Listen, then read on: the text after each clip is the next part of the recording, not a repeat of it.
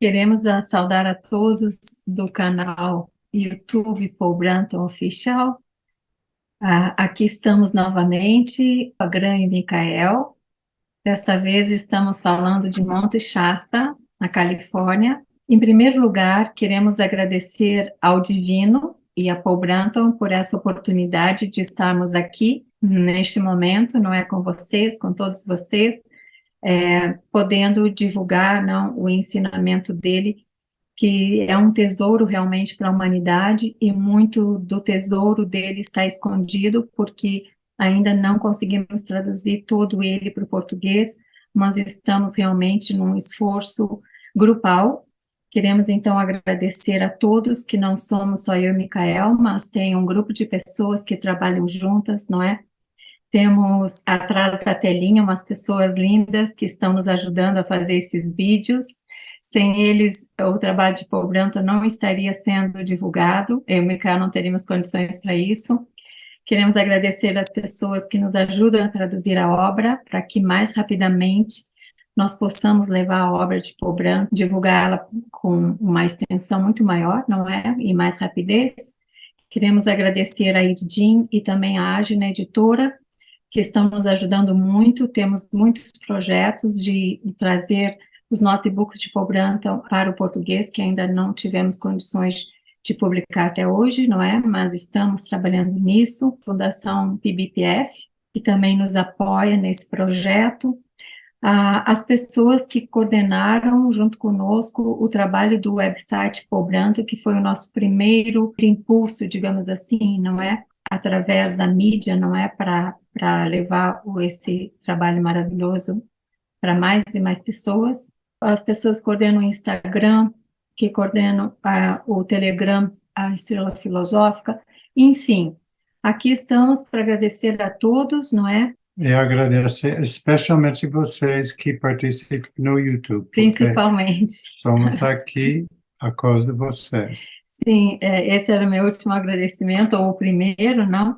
Que sem vocês, ou se não fosse vocês, não teria motivo de estarmos aqui apresentando esse trabalho. E, Gran, o que é um sábio, uma sábia?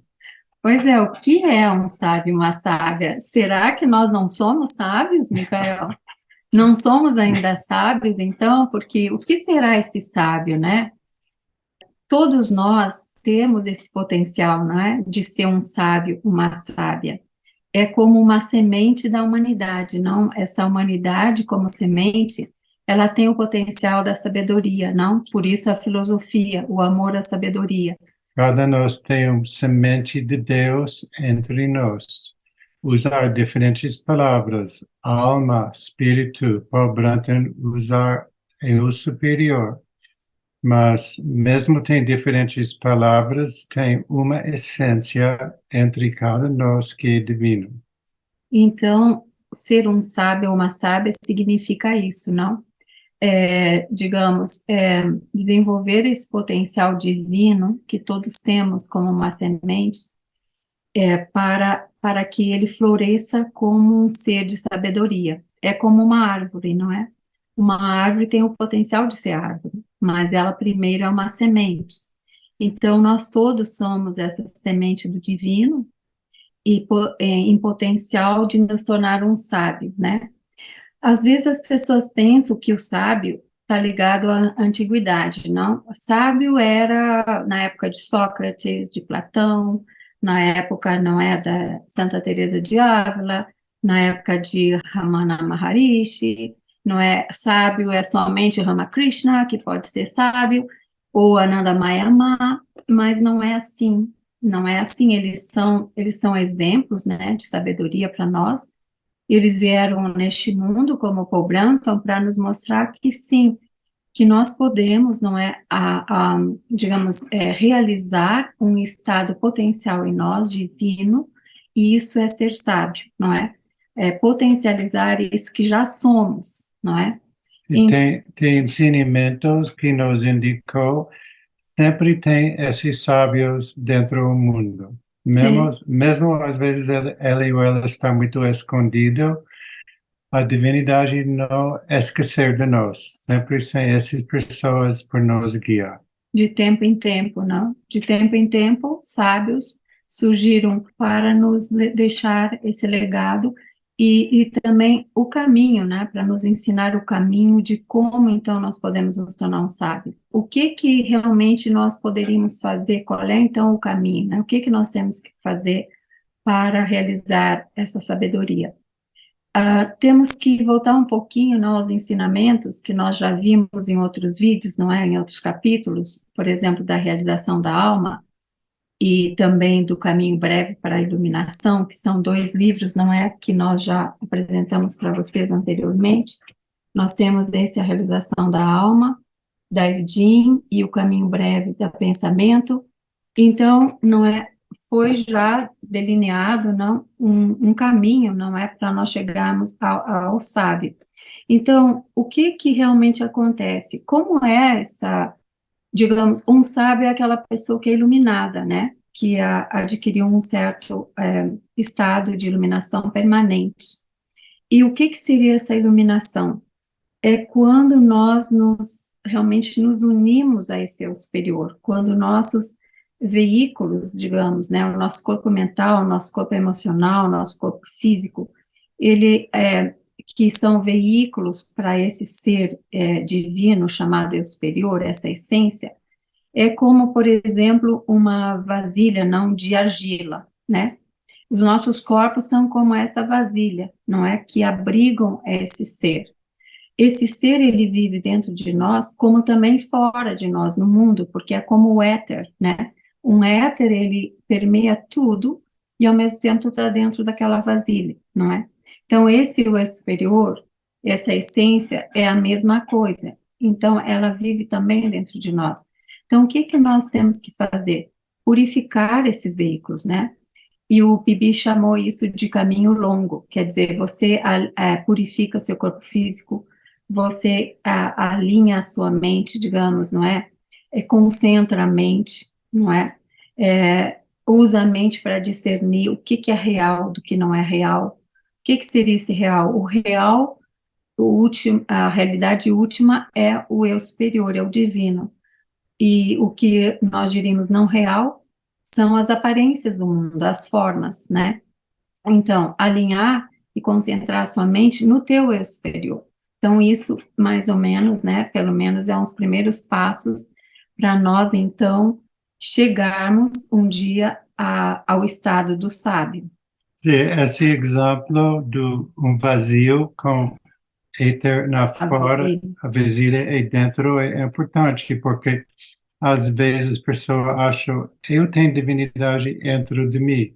Um sábio realizar essa divinidade.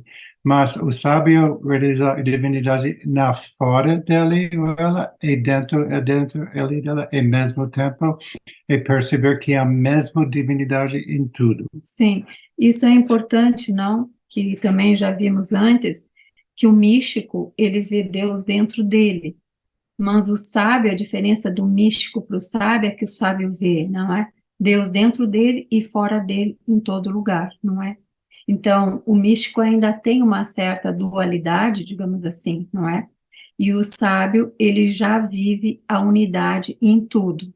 Vamos, passo a passo, ir um pouquinho mais profundo nessa ideia. Ver o que é esse eu superior, não é tentar compreender o que é real do que não é real, digamos, né?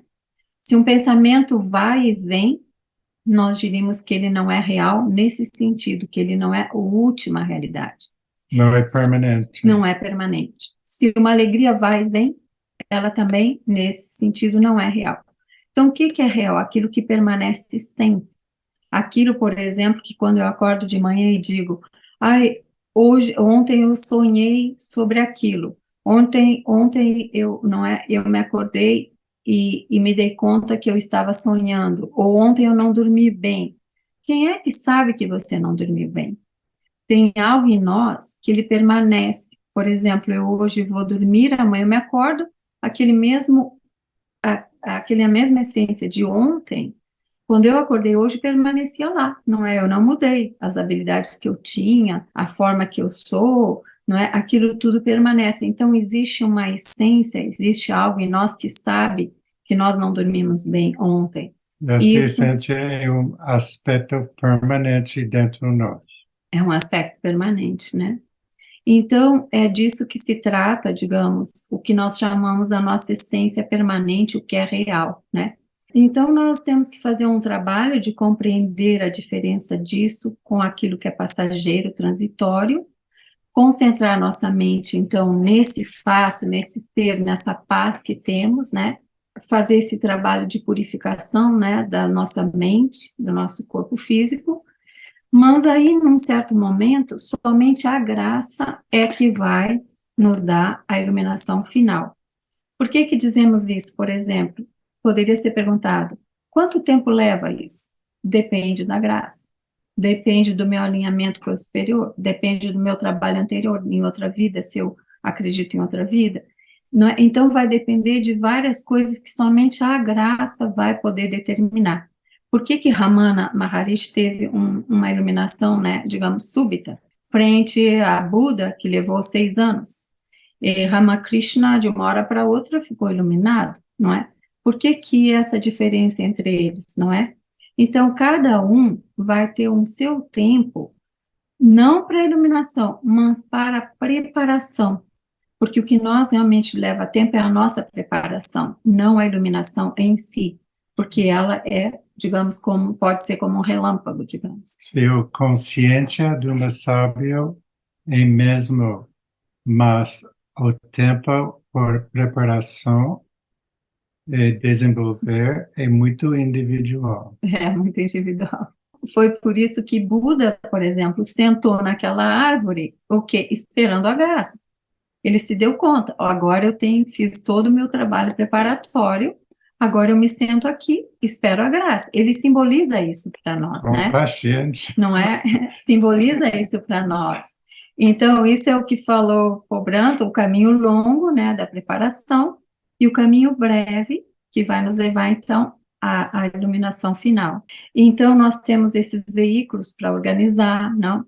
Temos uma psique que precisa estar integrada, temos as nossas funções, né, do sentir, do pensar, não é, do intuitivo, não é, do racional, como descrevia Jung.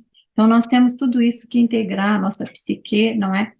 Para um dia, então, nós nos tornarmos esse sábio.